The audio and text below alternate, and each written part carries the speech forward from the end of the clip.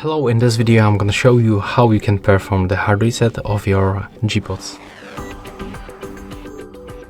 So first of all, before the reset you have to remember to charge your earbuds and the case for like 20 minutes by using this USB-C port. Then input left and the right hand side, and right now you have to use this button, click and hold it until this indicator blinks few times orange. So let's do this right now. Click and hold this button, keep that case open, take a look for the indicator.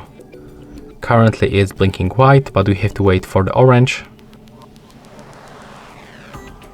1, 2, 3, yeah, 3 times, and then it moved to the pairing mode. As you can see right now, we are not connected anymore, so we can basically get rid of that previously connection. And yeah, that's all for this video. Hope you like it.